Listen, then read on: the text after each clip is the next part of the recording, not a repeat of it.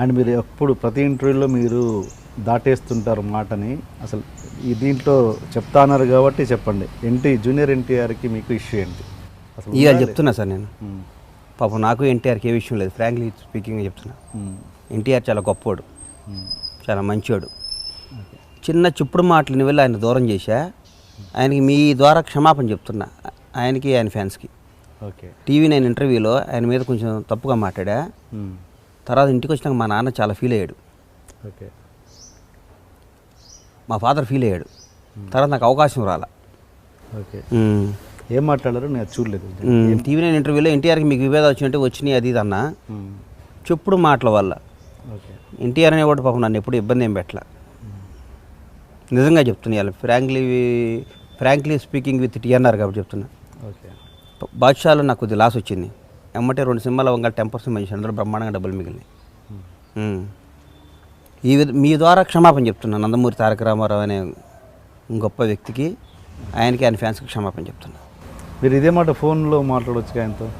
మాట్లాడతా సార్, ఫోన్లో మాట్లాడటం లేదా బయట ఫోన్లో మాట్లాడామనుకోండి, నాకు మీకు తెలుసు, టీఎన్ఆర్ గారికి మీకు తెలుసు. ఓకే. ఆయన ముఖ్యంగా ఆయన్ని కలుస్తా, ఆయన కలిశాను మొన్న. ఓకే. సార్ మీరు ఇప్పుడు మన ప్రధానమంత్రి అయ్యేవారు, అమెరికా ప్రెసిడెంట్ అయ్యేవారు కొత్తగా ట్రంప్ను పోయి 1 వీక్లో కలిసి రమ్మంటారు నన్ను. అది నా కెపాసిటీ. ఓకే. ఎట్లా ఏంటి నాకు అన్ని సోర్సులు ఉంటాయి. నాకు ట్రంప్ను పోయి ఫోటో తీసుకొచ్చి 1 వీక్లో మీకు ఇవ్వమంటారా? ఓకే. షేక్ హ్యాండ్ ఇస్తా. ఓకే. మీరు ఒక ఫలానా మీకు అసాధ్యమైన పని చెప్పండి, నేను చేసుకొచ్చి మీకు చూపిస్తా. నా క్యాలిబర్ అది. ఓకే. సరదాగా పెట్టండి నెక్స్ట్ ట్వీట్. తప్పకుండా చేస్తా. అని రేపు అమెరికా మీద ట్రంప్తో ఫోటో దిగి ట్వీట్ చేస్తా, బండ్లా గణేష్ విత్ ట్రంప్ అని పెడతా. ఓకే. నా క్యాలిబర్ అది అని చెప్తా. నేను చెప్పే కదా మీకు ఇందాక, హైదరాబాద్లో మా మీద ఏగవాల సార్ అని చెప్పే కదా. క్యాలిబర్ని ఎవరి వ్యక్తిగత సామర్థ్యాలను ఎవరు తక్కువ అంచనా ఇక్కడ వాళ్ళు వేసుకుంటారు. మీ ఇంటర్వ్యూలో చూసాక ఆయన అడ్డదిడ్డంగా రియల్ ఎస్టేట్ సంపాదించి అని ఒక ఆయన అన్నాడు. ఓకే. జూనియర్ ఆర్టిస్ట్ కంటే ఎక్కువ, క్యారెక్టర్ ఆర్టిస్ట్ తక్కువ. జాలి ఇచ్చింది నాకు. అడ్డదిడ్డంగా నేను చంపాలి, నాకు ఒక హిస్టరీ ఉంది. బండ్లా గణేష్ ఒక చరిత్ర ఉంది. నాకు ఒక అమ్మ, నాన్న, ఒక ఫ్యామిలీ, ఒక భార్య, పిల్లలు, నా పిల్లలు, నా అన్న, నా కుటుంబం ఉంది. మా దగ్గర 1100 మంది వర్క్ చేస్తారు. నా కోసం ప్రాణం ఇవ్వడానికి స్నేహితులు ఉన్నారు. అదే ఏంటంటున్నా రిలేషన్ ఏంటి? నేను కలిస్తే అట్లే ఉంటుంది టీఎన్ఆర్ గారు. మీరెవరో నాకు తెలీదు, ఇవాళ ఫస్ట్ టైం కలుస్తున్నా, మీరు మా ఇంటికి వస్తున్నా అన్నారు. నిజం చెప్తున్నా. నేను ఎక్కడ మా ఆఫీస్లో ఎక్కడ ఇంటర్వ్యూ చేయొచ్చు. నేను నా ఇంటికి వచ్చేటికి మా ఇంట్లో వాళ్ళకి మన రేపు మీరు వస్తున్నారని కూడా తెలియదు, ఎవరు వస్తుందో తెలియదు. మరి రేపు 4 గెస్ట్లు వస్తున్నారు, టిఫిన్ చేసి పెట్టమని చెప్పా. నా సంస్కారం అది. మరి ఇప్పుడు ప్రొడ్యూసర్స్ అంతా థియేటర్స్ని గ్రిప్లో పెట్టుకునే పరిస్థితి కదా. మీ చేతిలో ఎన్ని థియేటర్స్ ఉన్నాయి? నాకు ఒకటే థియేటర్ ఉంది. మీ ఓన్ థియేటర్? నా ఓన్ థియేటర్. నాకు గ్రిప్లో ఆ వ్యాపారం మీద నాకు ఇంట్రెస్ట్ లేదు సార్, నాకు తెలియదు ఆ వ్యాపారం. ఓకే. ఓకే. ఆ థియేటర్లో అవన్నీ మా రాజుబాయ్ చూసుకుంటాడే. ఓకే. అండ్ దేవుడి గురించి మా టాపిక్ వచ్చింది. మీకు పరమేశ్వర, మీ బ్యానర్ పేరే పరమేశ్వర కదా. ఏంటి శివుడి మీద అంత భక్తి మీకు? మేము శివభక్తులు సార్, మేము బేసిక్గా శివభక్తులు. ఓకే. ఫ్యామిలీ మొత్తం మా ఫాదర్ పేరు నాగేశ్వరరావు, మా అన్నయ్య పేరు శివబాబు. ఓకే. ఓకే. నా పేరు గణేష్ బాబు. మొత్తం శివుడి ఫ్యామిలీ పేర్లే ఉంటాయి చూడండి. ఓకే. నేను శివభక్తులు. ఓకే. ఆ మధ్య కాంట్రవర్సీ విషయానికి వస్తే దాసరి గారు ఒక స్టేట్మెంట్ ఇచ్చారు. తెలుగు సినిమా చరిత్ర అంటే ఏంటి ఏఎన్ఆర్ అండ్ ఎన్టీఆర్ తర్వాత మళ్ళీ అంత తీసుకొచ్చింది మళ్ళీ ఈ జనరేషన్లో పవన్ కళ్యాణ్ అన్నది అని స్టేట్మెంట్ ఇస్తే మీరు దాన్ని ఖండించడం మీన్స్ దానికి ఇమీడియట్గా నెక్స్ట్ స్టేట్మెంట్ మీరు ఇచ్చారు. చిరంజీవి గారిని మర్చిపోయారా అన్నట్టు. చిరంజీవి గారు లేకుంటే తెలుగు సినిమా చరిత్ర అంటే ఖచ్చితంగా గుర్తొచ్చే పేరు చిరంజీవి గారు అని. అది అక్కడేదో చిన్న క్లాష్ వచ్చిందంటే మీకు గుర్తుందా లేదా నాకు తెలియదు. మరి నాకు గుర్తులేదు కానీ సార్, చిరంజీవి గారిని విమర్శించుండొచ్చు. దాసరి గారిని నేను పర్సనల్గా విమర్శించాలని అట్లేమి ఉండదు నాకు. మీరు అంటున్నారు కాబట్టి గుర్తు పెట్టుండొచ్చు అట్లా. నేను చిరంజీవి గారి గురించి చెప్పారు ఆయన మీద. ఇది ఏఎన్ఆర్ ఎన్టీఆర్ తర్వాత పవన్ కళ్యాణ్ మెన్షన్ చేశారు. మరి నిజంగా చిరంజీవి గారిని కూడా చెప్పాలిగా, న్యాయం కదా సార్ అది. ఇప్పుడు చిరంజీవి గారిని కూడా చెప్పాలిగా. చిరంజీవి గారు ఆయనకు అర్హతలు ఉన్నాయి. చిరంజీవి వేరే వాళ్ళ గురించి చెప్పినా చెప్పపోయినా ఎన్టీఆర్, ఏఎన్ఆర్, కృష్ణ గారు ఒక సెకండ్ తీసేసి తర్వాత అది వస్తే చిరంజీవి గారికి మా అందరికీ ఓకే. ఇప్పుడు ఇండస్ట్రీలో ప్రతి ఒక్కరికి చిరంజీవి అనేవాడు రోల్ మోడలే కదా సార్. అవును. ఆయన చూసి వచ్చిన వాళ్ళమే ఇండస్ట్రీకి. అవును. అవును. అండ్ ఇంకోటి ఈ ఛానల్స్ సిండికేట్ మీద మీకు ఒక ఇది ఉందా, అంటే ప్రతి కొన్ని ఛానల్స్కే మేము యాడ్స్ ఇవ్వాలి ఫలానా, ఇప్పుడు కొంతమంది నిర్మాతలు కలిసి ఒక టీమ్గా ఇది చేసేసి ఆ ఛానల్కి మాత్రమే యాడ్స్ ఇవ్వాలి, మిగతా వాళ్ళకి ఇవ్వద్దు అనేది ఒక సిండికేట్గా ఏర్పడేదో జరుగుతుంది. దాని మీద మీ అభిప్రాయం అంటే? సినిమా నిజంగా నాకు నాలెడ్జ్ లేదు సార్. మీరు సినిమా నిర్మాత, నిర్మాత అంటే యాడ్ అంటే మరి దాని నిర్మాతకి బెనిఫిట్ అయ్యే కారణాలు ఉంటే నిర్ణయం తీసుకుంటారు కదా సార్. ఇప్పుడు సినిమాలో 10 రూపాయలు మిగిల్చుకోవాలని కదా సినిమా తీసేది. అవును. ఆ ఛానల్ వాళ్ళకి డబ్బులు ఇవ్వాలి, ఈ ఛానల్ డబ్బులు ఇవ్వాలి, వాళ్ళకి డబ్బులు ఇవ్వాలి, డబ్బులు ఖర్చు పెట్టేటప్పుడు మేము సినిమాలు తీయం కదా సార్. అవును. సినిమా తీస్తే ఒక 2 కోట్లు 3 కోట్లు 5 కోట్లు ఎవడ సత్తాడు మిగుల్చుకోవాలనేగా. అందులో వీళ్ళందరూ కలిసి నిర్మాతకి బెనిఫిట్ అయ్యే నిర్ణయం తీసుకుని ఉంటారు. అవును. నేను దాని మీద ఫోకస్ చేయాలి. Okay okay okay. And media మీద మీ నిక్కచ్చి అయిన ఒక అభిప్రాయం ఏంటి? మీడియా అంటే నాకు చాలా ఇష్టం సార్. మీడియా పీపుల్ అంటే చాలా రెస్పెక్ట్. ఎవరన్నా పైకి తీసుకెళ్ళాలని వాళ్ళే చేస్తారు, ఎవడన్నా కథం పట్టేయాలని నన్నే పట్టిస్తారు. నాకు అది ఇది అసలు సెకండరీ మనసులో మాట. అది అంతే కదా సార్. మీడియా ఇప్పుడు ఒక డాక్టర్ దగ్గరికి వెళ్తాం సార్, కడుపులో నొప్పి వెళ్ళి వాడు తలనొప్పి ట్యాబ్లెట్ ఇస్తే ఇన్ఫెక్షన్ అవుద్ది. కడుపు నొప్పి కాకుండా తలనొప్పి కూడా అనవసరంగా వస్తుంది. ఏ జబ్బుకి ఏ ట్యాబ్లెట్ వేయాలో అదే డాక్టరు. ఎవరికి ఏం చేయాలో, న్యాయం చేయాలో, అన్యాయం చేయాలో మీడియా పీపుల్ అంతే.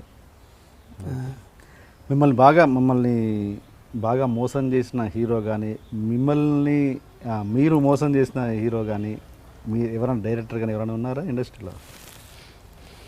హీరోలు అంటే నేను ఒక హీరోని మోసం చేశా సార్. అవునా? ఎవరు? రవితేజ. అవునా? ఎలా చేసా అంతే. ఇది అడగొద్దు, రవీణకి చెప్పాను నేను. రవీంద్ర తేజని మోసం చేశాను. పేరు చెప్పకుండా చెప్పుంటే బాగుంటుంది. ఇన్సిడెంట్ ఇంపార్టెంట్, వ్యక్తి ఇంపార్టెంట్ కదా నా దృష్టిలో. రవితేజని మోసం చేశా. ఓకే. ఎందుకు పేర్లు అనవసరం పాపం. రవితేజని మోసం చేశా. రవితేజకు కూడా తెలుసు. రవితేజ చాలా మంచివాడు సార్. ఓకే. రవితేజ సినిమా తీస్తే ఫస్ట్ 5 కోట్లు మిగిలింది నాకు. ఆంజనేయులు. ఓకే. నేను ఆయన మోసం చేశా. చేయాల్సిన పరిస్థితి వచ్చింది, చేశా. ఓకే. డబ్బుల దగ్గర ఉంటుంది అంతేనా? డబ్బుల దగ్గర అంటే డబ్బులు లాంటిది అనుకోండి, ఏదో వ్యాపారంలో ఏదో చేసాం అనుకో. మోసం తెలిసి మోసం చేశా. తెలియకుండా మోసం చేస్తే వేరు. రవీణను మోసం చేస్తున్నాను తెలిసి తప్పని పరిస్థితిలో మోసం చేశా. ఓకే.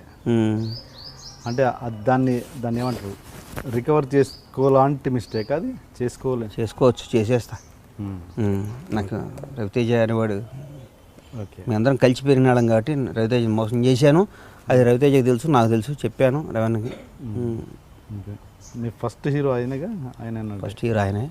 ఆయనతో మళ్ళీ సినిమా తీస్తా. ఓకే. ఓకే. ఆయన మోసం చేసి. మీకు ఇంకా పవన్ కళ్యాణ్ కాకుండా, ఆయనను పక్కన పెట్టండి, ఆయన మీకు పర్సనల్, ఆయన కాకుండా మీరు ఇష్టపడే నెక్స్ట్ హీరో ఎవరు? నేను అందరు పనిచేసిన హీరోలు అందరూ ఇష్టం నాకు. అందరం ఇండస్ట్రీలో హీరో అనేవాడికి నేను ఒకసారి ఒక ఇంటర్వ్యూలో ఒక స్టేజ్ మీద చెప్పేశాను, హీరో పుట్టక ఒక అదృష్టం సార్. అవును. 100 జన్మలు పుణ్యం చేసుకుంటే హీరో పుట్టక. హీరోలు అందరూ అదృష్టవంతులే. అందరు హీరోలు నేను పని చేశానంటే వాడు నాకు ఇష్టమైన హీరోని. ఓకే. అండ్ మీ డైరెక్టర్లతో మీ రిలేషన్ ఎలా ఉంది? ఎవరు మీకు బాగా నచ్చిన డైరెక్టర్స్? అది కూడా అందరా? నాకు నిజంగా బేసిక్గా నేను పనిచేసిన డైరెక్టర్లు అందరిలో ఇప్పుడు ఈ మధ్య కాదు కానీ ముందు అసలు పూరి అంటే నాకు ఇష్టం సార్. ఓకే. బాగా ఈ మధ్య ఇప్పుడు ఈ మధ్యగా ఫస్ట్ నాకు పూరి అంటే ఇష్టం. తర్వాత నేను పనిచేసిన డైరెక్టర్లో బాగా తప్పన 80% ఇట్టు కొట్టాలని డైరెక్టర్లో హరీష్ శంకర్, సీను వైట్ల. ఓకే. ఏదో విధంగా సినిమా నిదానంగా తీయాలే, సినిమా అంటే ఇష్టం లేకుండా ఒక డైరెక్టర్తో పనిచేసాను నేను. డైరెక్టర్ ఏడుపు వచ్చేది. ఆ డైరెక్టర్ పేరు చెప్పను, ఎందుకు ఆడు పొట్ట కొట్టడం నాకు ఇష్టం లేదు. ఏడుపు వచ్చేది, అమ్మ ఈడితో సినిమా తీస్తున్నాను నేను దాన్ని ఫీల్ అయ్యేవాడిని. ఓకే. కర్మ. నైట్ అయితే ముందు తాగటం, డ్రగ్స్ తాగటం, ఎదవా అట్లాంటి వాడిని భగవంతుడు కూడా లైఫ్ కూడా ఫీల్ అవుతుంటాను నేను. మీరు ఇంట్రడ్యూస్ చేశారా ఆల్రెడీ? నేను ఎవరిని చేయలేదు, చేస్తా ఇక నుంచి. సంవత్సరానికి కొత్త డైరెక్టర్ని పరిచయం చేస్తా. పండ్లా గణేష్ మార్క్లో 10 మంది డైరెక్టర్ ఇండస్ట్రీకి తీసుకొస్తా. చూడండి మీరు. ఓకే. ఎట్ట తీస్తా సినిమాలు చూడండి మీరు. ఆ డైరెక్షనే రాదు సార్. షార్ట్ చెప్పి సినిమా అంటే ఏం సార్, మనం సినిమా పనిచేసేటప్పుడు మన భగవంతుడు గర్భగుడిలో కూర్చొని దేవుడిని చూస్తామా? తిరుపతి బాలాజీ వెంకటేశ్వర స్వామి దగ్గరికి వెళ్ళి దేవుడి దగ్గరికి వెళ్ళినప్పుడు దేవుడిని చూడకుండా మన వాట్సాప్లో మెసేజ్లు చూసుకుంటామా? ఫోన్లు చూసుకుంటామా? సాయంత్రం ఏం ముందాగా ఆలోచిస్తుంటామా? ఓకే. ఏ సార్, ఏం ముందవుదామా, సాయంత్రం ఇంకో ఏం పని చేద్దామా, ఏ అసాంఖ్యార్కులు ఆలోచిస్తామా? దేవుడి దగ్గరికి వెళ్ళినప్పుడు దేవుడినే దండం పెట్టుకుంటాం. ఏడుకొండలవాడ మాకు ఈ కష్టాలు వచ్చిన పరమేశ్వర, ఈ కష్టాలను ఎదుర్కొనే శక్తి అంట.